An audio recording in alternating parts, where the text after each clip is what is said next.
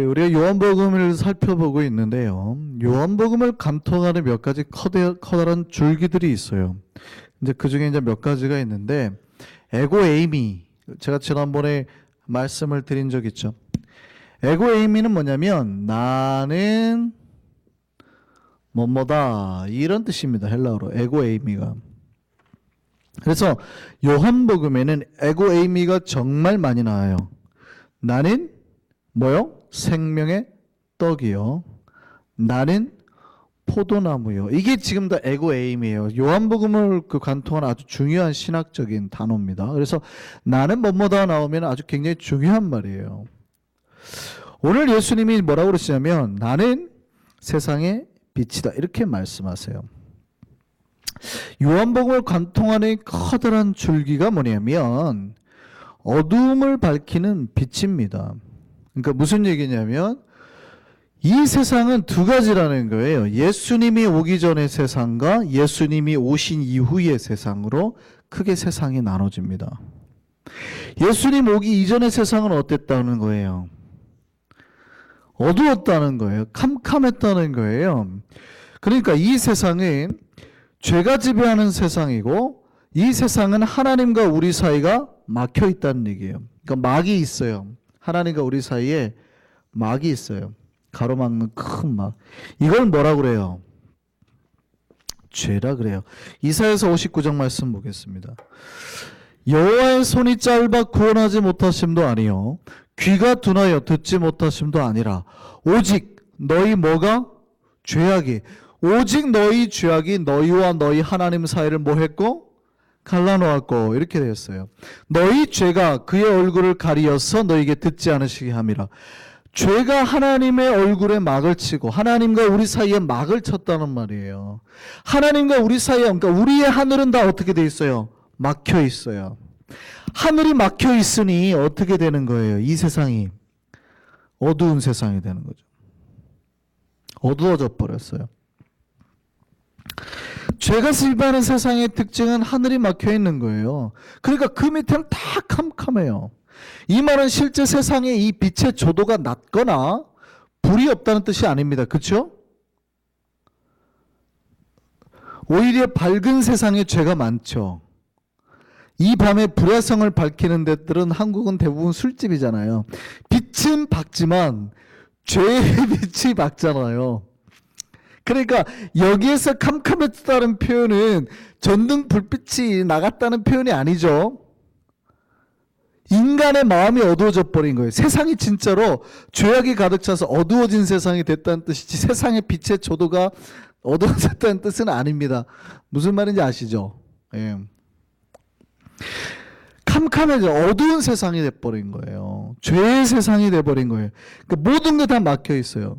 우리가 아무리 프레쉬를 들고 다니고 뭐 라이트를 켜고 빛을 밝혀도 그 안에 사는 모든 인간이 죄의 인간이 된 어둠의 인간이 돼버렸어요. 캄캄한 인간이 돼버렸다고요.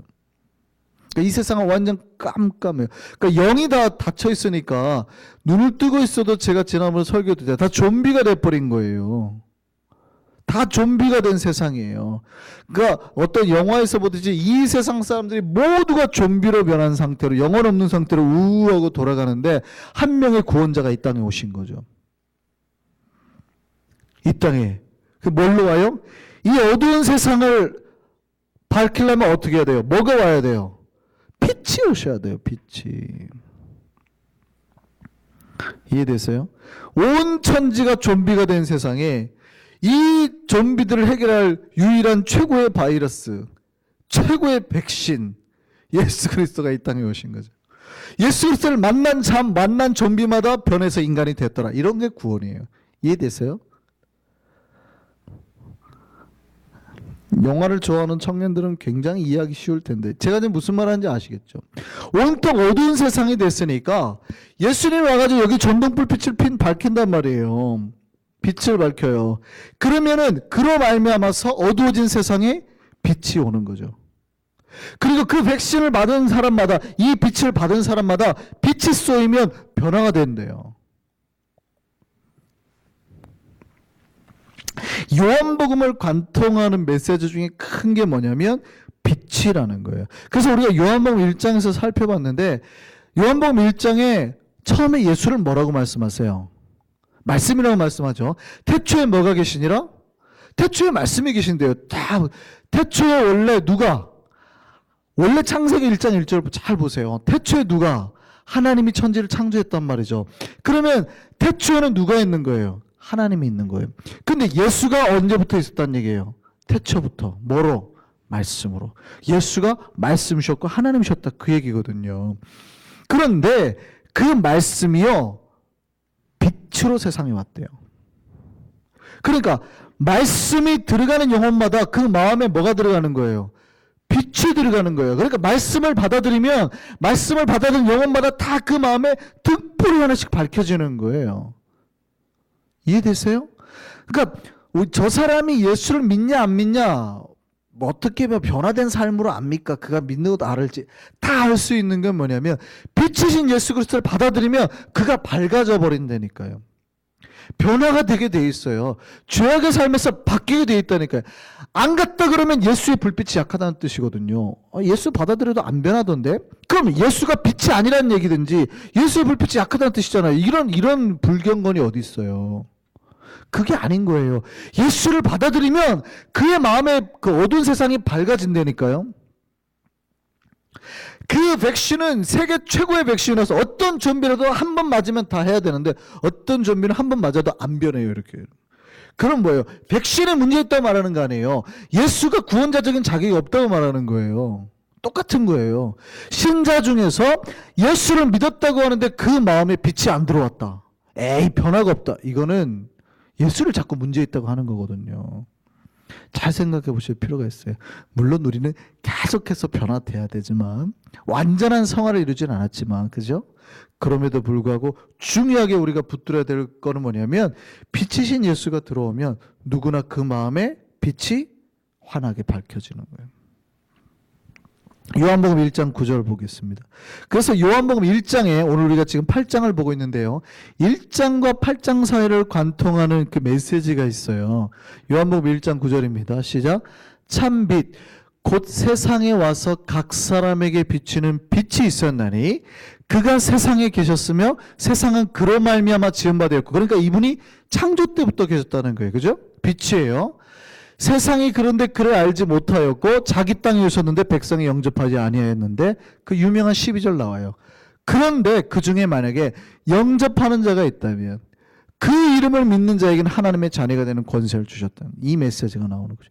그러니까 빛이신 예수를 받아들이면 예수님이 세상에 참 빛을 오셨는데 그 빛을 받아들이는 자, 영접하는 자, 믿는 자 이해되세요? 지금 저기 11절 12절 이해되세요? 빛이 세상에 왔는데 자기 땅으로 오매 자기 백성이 영접하기만 하면 12절 영접하는 자 그 이름을 믿는 자 그러면 빛을 받아들인 자 세 가지 말이 똑같은 말이에요. 이해되세요? 그러니까 우리가 영접하셨습니까? 전도할 때 많이 하잖아요. 예수를 영접하셨습니까? 아니면 다른 말로 예수 믿으십니까? 이렇게 바꿔서 말할 수 있죠. 말할 수 있어요? 없어요? 다른 말로 또 바꿔서 말할 수 있어요. 빛이신 예수 그리스도를 받아들이셨습니까? 그럼 당신 마음에 지금 빛이 비춰지고 있습니까? 이거 우리의 마음속에 지금 빛이 비춰져 다 똑같은 말이에요. 그래서 믿는다고 하는 신자의 마음속에는 항상 예수 그리스도의 빛이 특별히 주님의 말씀의 등불이 우리를 비추고 그 사람의 인생길을 인도하고 있어야 된다고요. 그러니까 어떤 제가 목사가 어떤 신자의 삶을 봐요. 제가 사람을 쉽게 판단하지 않습니다. 오래 보고 수년간 보고 저 사람이 하나님의 말씀대로 사는지 안 사는지를 제가 쭉 봐요. 저 사람이 그러면 믿음대로 가는지 안 가는지를 보는 겁니다. 그의 삶을 통해서나 말을 통해서나 행보를 통해서나. 그러면 그가 말씀대로 살면은요 몸부림치는 거예요. 실수를 안 한다거나 안 넘어진다는 표현이 아니에요. 누구나가 실수하고 넘어져요. 근데 그럴 때 극복해내는 방법, 이겨내는 방법이 과연 말씀인가 아닌가를 보는 거예요. 그런데 말씀을 받아는 사람은요 주님의 말씀으로 인해서 계속 변화하는 거예요. 내가 이러면 안 되는데 믿는 자가 이러면 안 되는데, 주님께서 나에게 지금 이렇게 말씀하지 않으신데 라고 고뇌를 하면서 저한테 와가지고 목사님 제가 왜 이럴까요? 막 이렇게 힘들어 하시는 분은 주님의 말씀에 비추는 분이에요. 근데 척 잘하시는 분이에요. 척 자기가 화나다고 자꾸 자기는 등불이에요. 척 하시는 분들 뉴욕에 좀 많아요. 뉴욕에 사시는 분들은 뭐든 잘한대요. 제가 보기에는 거의 없는 것 같아요. 영적인 수준이 없는 것 같은 분들도 새가족 중에 그런 분들 꽤 많아요. 진짜 저분은 제가 보기에는 진짜 없는 것 같은데 척을 얼마나 잘해. 내가 옛날에 예수를 어떻게 믿었고 그러면 지금 잘 믿으시나 보면 엉망이에요. 삶의 리듬이, 영적인 리듬이 완전 깨져 있거든요. 말하는 거나 행동하는 게 전혀 신자 같지가 않아요. 근데 내가 옛날에 어떻게 했고 뭐 지금도 나는 얼마나 잘 알고 내가 직분이 뭐고 이런 얘기하고, 그럼 제가 이제 새가족이니까 근데 그래서 잘하시 이렇게 하지만 한눈에 보여버리는 거예요. 신자는 그렇게 하지 않아요. 언제나 주님 앞에서의 내 모습에 조심하고 부끄러워하고 죄를 범하면 막 아파하고 몸부림치고 목사님 제가 어떻게 해야 될까요? 막 이렇게 해야 되는 거예요. 근데 척 잘하시는 분들 많아요. 꽤 괜찮은 척, 뭐 안 아픈 척, 뭐 나는 뭐 항상 밝은 척. 그 껍질 안 깨면 빛이 세상에 안 나와요. 신자는 주님의 말씀의 등불로 인생길을 밝히고 살아가는 사람들이에요. 그러니까 평생 그 앞길에 주님의 말씀의 등불이, 시편 말씀이에요. 주의 말씀이 내 앞에 등이에요. 등불. 내 길을 비추는 등불이에요. 예수가 세상에 그 빛으로 오셨다 이 말이에요. 그래서 예수의 사역의 첫 번째는요, 이 땅에 오셔서 예수가 하신 일이 뭐겠어요? 어둠, 죄에서 그 어둠을 밝히고 죄를 없애고 사람들에게 빛을 비춰서 바른 길 가게 하시는 거예요. 그래서 예수 그리스도를 만난 사람은, 영접한 사람은, 믿은 사람은 그 빛을 받아들여서 첫 번째로 하는 게 내가 가는 길이 괜찮은지 아닌지 살피는 거예요. 지금 내가 똑바로 가고 있나 안 가고 있나. 그러니까 첫 번째 예수 믿으면 하는 게 뭐예요? 회개죠. 회개의 뜻이 뭐예요? 원래 회개의 뜻이 엉엉 우는 게 아니에요. 회개의 뜻은, 정확한 뜻은 가던 길을 돌이키다 이 뜻이에요.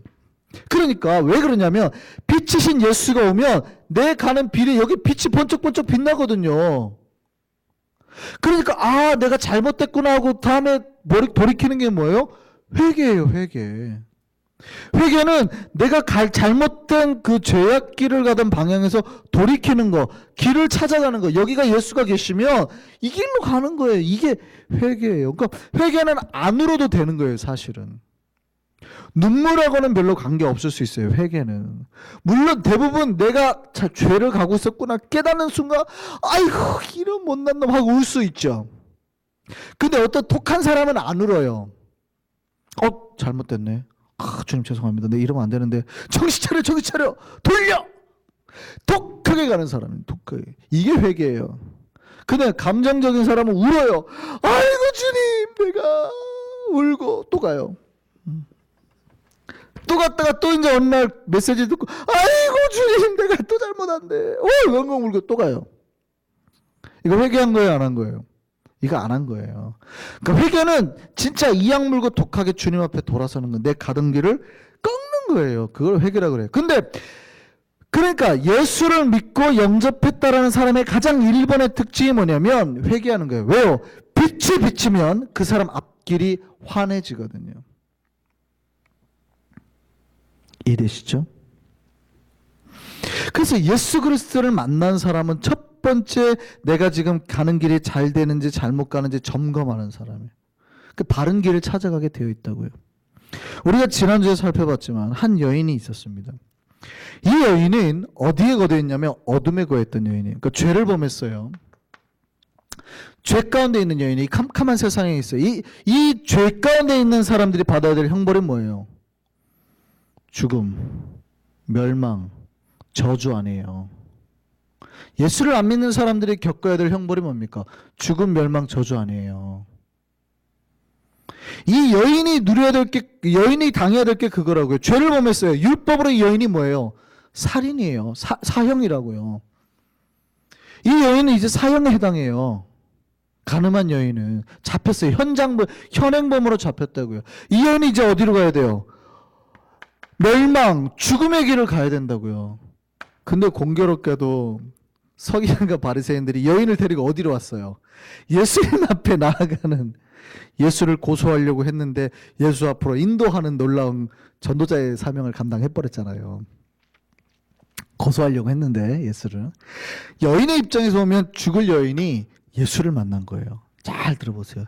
지금 사형당할 처해는 여인이 예수를 만났어요. 결과적으로 살았어요, 죽었어요? 살았어요. 왜요?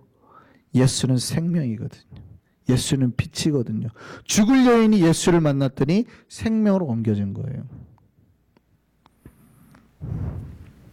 그런데 굉장히 이제 그 다음에 특징적인 말씀이 뭐냐면, 예수님이 그 여인을 단지 죽음과 멸망길, 어둠길에서 생명길로 옮긴 게 아니라 그 생명길이 뭔지 보여주셨다는 거예요. 빛을 비추셨다는 거예요. 어떻게 가야 될 건지 그 여인에게 마지막 알려주신 거예요. 그래서 예수님 분명히 용서를 해주셨지만 마지막으로 하셨던 말씀이 뭐예요? 8장 11절에 뭐라고 되어 있어요? 나도 너를 정죄하지 아니하노니 가서 다시는 죄를 범하지 말라. 빛이신 예수를 만난 여인은 어떻게 살아야 될지 그 앞에 인생길이 비춰졌다는 얘기예요. 이해되시죠? 예수를 만나면 예수의 말씀이 우리의 길을 비춰주는 거예요. 다시는 뭐 하지 말라? 죄를 범하지 말고, 그렇게 하지 말고, 주의 말씀이 끊임없이 우리에게 들려야 된다, 그 말입니다. 그리고 이제 그 사건 뒤에 오늘 이제 12전에 설교를 하시는 거예요. 그러니까 지난주에 이어서 여인을 용서하고 다시 성전에서 예수님이 설교하는 장면이 이제 이어지는 거예요. 근데 12절 처음에 뭐라고 그래요? 여기서 예수님이 그 설교하시는 거예요. 뭐라고요? 예수께서 또 말씀하셨을 때 나는 세상의 빛이라, 이 얘기하시는 거예요. 그래서 나를 따르는 자는 어둠에 다니지 아니하고 생명의 빛을 얻으리라. 이해되세요? 어떤 사람이 빛으로 비춘 그 말씀, 이 말씀의 빛을 따르는 자가 뭐가 돼요? 생명의 빛을 얻게 된다고요. 빛을 가질 수 있는 자의 조건 뭐냐면 예수를 따르는 자, 그에게는 말씀에 따라 순종하는 자를 말하는 거예요. 그래서 믿는 자는, 영접한 자는 주의 말씀을 듣고 그 말씀대로 순종하는 자예요. 그 사람의 마음은 항상 뭘로 비춰요? 주님의 빛으로 비춰주게 되어 있는 겁니다. 우리 많은 사람들이 교회에 있는 사람들을 신자, 믿는 자라고 말을 합니다. 여러분 다 신자라고, 또 믿는 자라고 여러분 믿습니까? 생각하시죠? 저는 여기 앉아 계신 분들의 믿음이 나쁘다거나 이만큼도 생각이 없습니다. 그렇게 의심하지 않아요. 그런데 많은 교회가 복음을 전할 때 구원을 아주 쉽게 전해버리는 경우가 있어요. 아까 우리가 앞에 살펴봤지만 요한복음 1장 12절에 아까 뭐라고 되어 있었어요? 영접하는 자, 많이 외우시죠? 요한복음 1장 12절. 영접하는 자, 그 이름을 믿는 자들에게는 하나님의 자녀가 되는 권세를 주셨으니, 이 말씀이에요. 이 말씀에 의거해가지고 전도를 할 때 뭐라고 하냐면, 붙들고 무조건 뭐냐면 영접기도부터 시키는 거예요. 따라하라고. 무조건 따라하라고. 글 없는 책이 있어요. 이거 보여주고. 그게 나쁘다는 뜻은 아니에요. 저는 그것도 굉장히 좋은 복음의 한 도구인데 그걸 너무 의지하거나 맹신하면 안 된다는 거예요. 그걸 통해서 교회를 나오게 하고 예수를 만나게 하는 건 굉장히 좋지만, 반드시 신앙은 그가 예수 앞에서 끊임없이 빛이신 예수 그리스도에 비춰서 그의 인생길을 바로 가게 만들어야 된다는 얘기예요. 근데 너무 쉽게 하는 경우가 있어요. 따라하라고. 주님, 예수님 나의 구주가 되셨어. 내 길을 인도하시고 우리를 죽음에서 사망으로 건져 주시옵소서. 이런 이제 영접기도, 내 안에 들어와 주시옵소서. 주님을 맞아드립니다. 내 주인이 되어 주옵소서. 뭐 이런 기도들, 영접기도를 시켜요.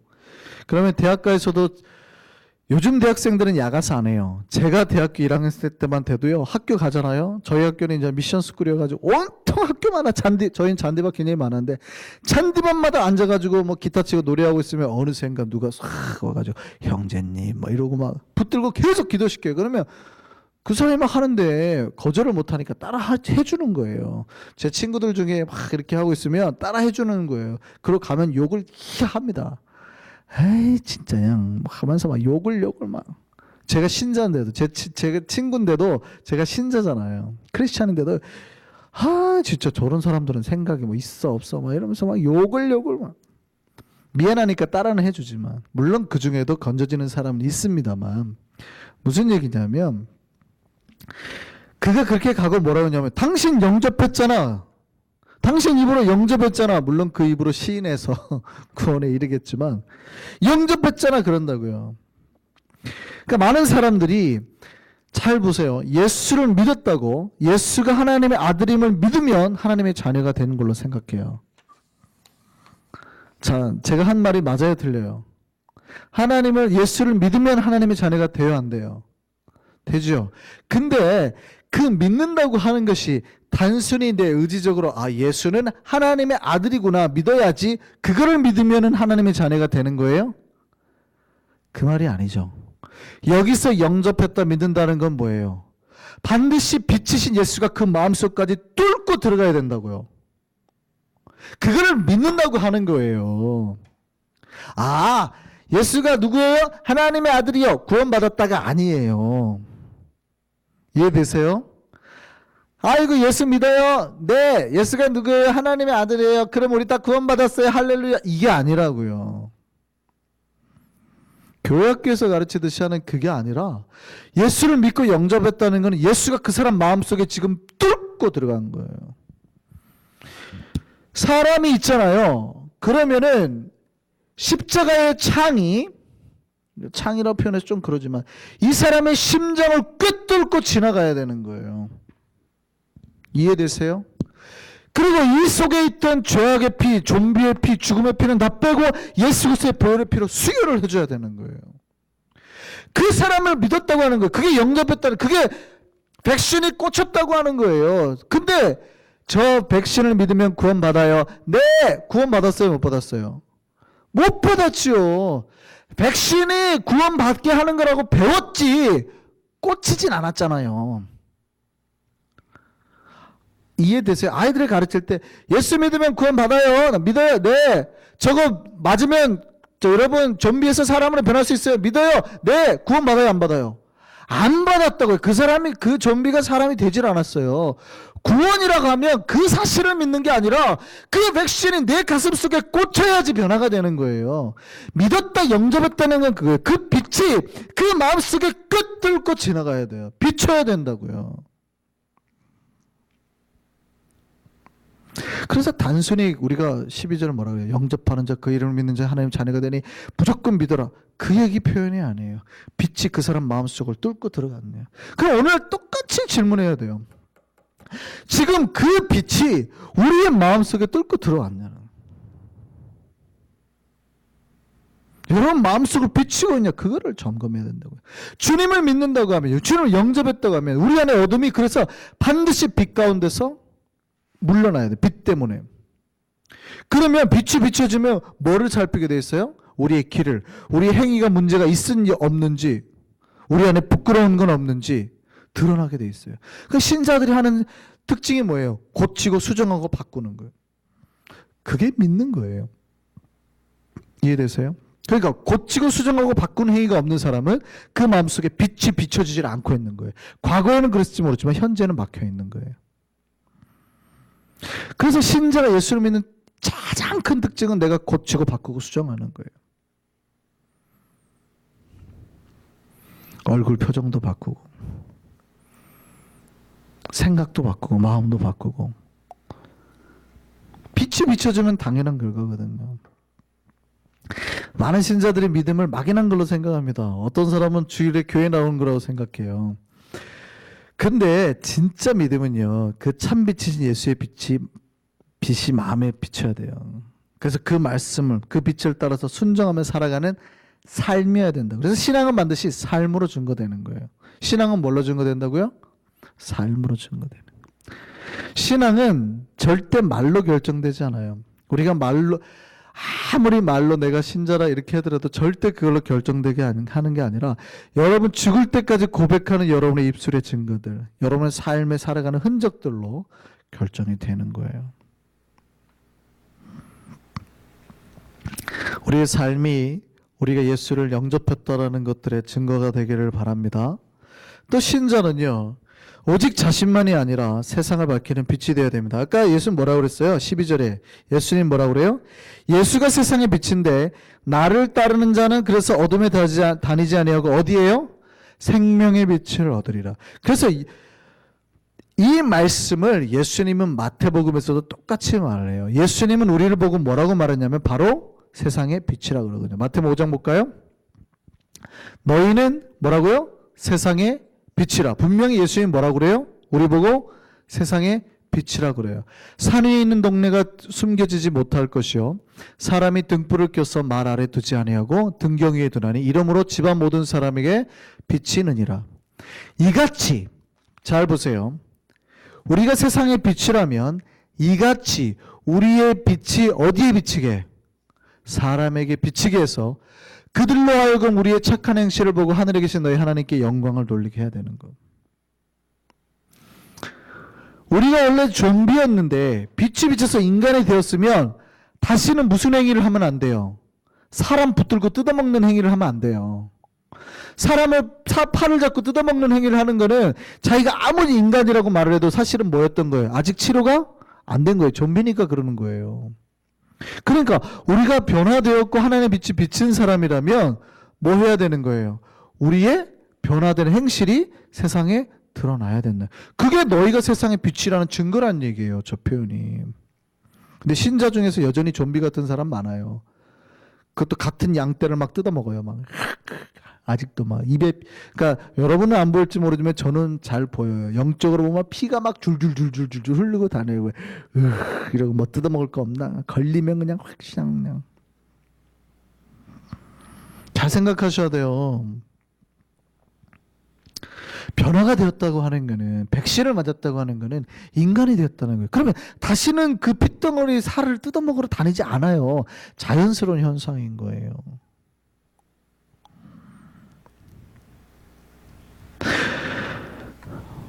근데 보세요. 요한복음에서는 예수를 자신의 세상의 빛이라고 말을 하고 또 마태복음에서 우리를 세상의 빛이라고 하잖아요. 그 말씀의 뜻이 뭐예요? 세상의 빛으로 오신 참빛 예수를 받아들인 자는 그도 뭐가 된다는 거예요? 세상의 빛이 된다는 말씀이에요. 그 교회는 뭐 하는데요? 교회는 뭐 하는데? 바로 세상의 빛을 밝힐 등불들이, 우리가 다 등불들. 교회는 그래서 뭐예요? 기름 부어 주옵소서 이러잖아요. 성령의 기름 부어 주시고 주님의 성령의 불을 밝혀. 뭐 하는 거예요? 주일날 우리가 뭐 하는 걸까요? 그 세상에 우리는 불을 밝힐 사람들이니까 일주일 동안 세상 불을 밝힐 뭘 받아요? 기름 받고 심지 갈고 다 뭐 끓음 없는지 닦아내고 그거 하는 작업이에요. 근데 많은 사람들이 예배를 어떻게 생각해요?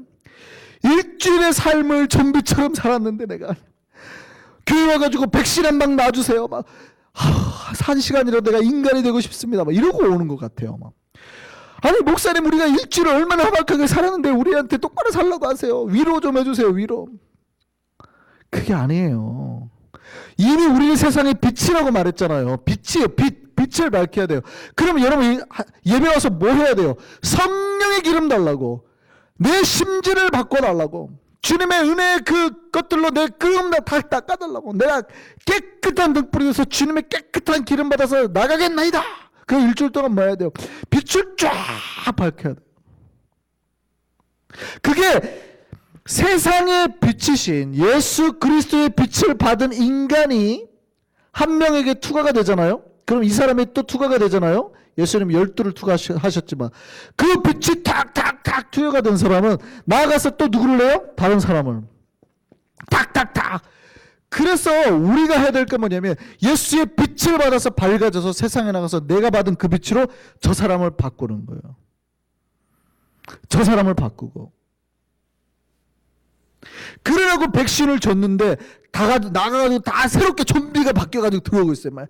그래가지고 교회에서 맨날 싸우기만 하죠. 막. 나는 좀비다 하고 뜯어먹고 막. 교회는 그런 데가 아니에요. 변화된 존재로 세상을 바꿔야지 세상의 그 더러운 걸로 교회를 바꾸려고 하시는 분들이 있어요.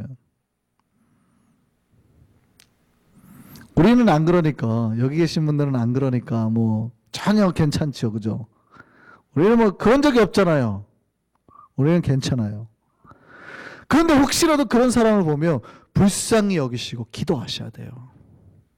저가 예수를 조금 더 깊이 알도록, 백신 맞은 사람을 인간답게 살도록, 성령의 사람으로 살도록 성령의 기름 부어주옵소서. 막 나와 여러분의 빛을 밝히면 세상이 환해질 텐데 이 세상이 이렇게 왜 어두워질까요? 교회 안에 등불들은 없고 다 좀비로 살다가 돌아왔고 백신 놔달라고 하는 사람들밖에 없는 거예요. 이 교회가 뉴욕에 이렇게 많은데, 여러분 뉴욕이 밝아요, 어두워요? 별로 영적으로 안 보셨나 봐요. 뉴욕이 영적으로 밝아요, 어두워요? 어두워요. 진짜 영혼 없는 사람들이 막 이러고 돌아다닌다고요. 왜 그럴까요? 교회가 그렇게 많은데. 교회가 빛이라고 하고 등불을 막 기름을 막 채워가지고 보여줘야 되는데 다 바닥이 바짝 말랐어요. 등잔이 다 기름 한 방울 안 받은 지가 10년 되신 것 같아요. 다들 깨끗해요. 불을 밝힐 수가 없어요. 밝히면 심지가 타니, 아이고 목사님 그만 좀 태우세요. 그만 좀. 다 죽겠죠. 막 성령 메시지 한번 들어가면 막 그만 좀 태우라고. 심지 다 타겠다고. 기름이 없으니까. 그래 나가 세상을 밝혀요? 못 밝히고 교회 자꾸 오죠. 우리는요, 이 기름 받고 세상에서 빛을 비추는 자가 돼야 되는 거예요. 예수님이 지금 그걸로 부르셨다는 거예요. 그걸로.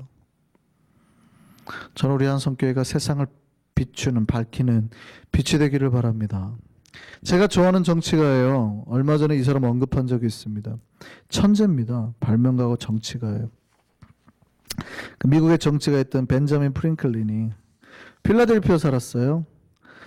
근데 이 사람이 어느 날 필라델피아 시민들에게 그 선한 일을 하기를 원했습니다. 좀 뭔가 좋은 일 할 게 없나 고민했어요. 그래서 이 사람이 자기 집에 있던 아름다운 등 있죠, 등을 하나 준비해가지고 집 앞에 선반을 만들고 그 위에 올려뒀어요.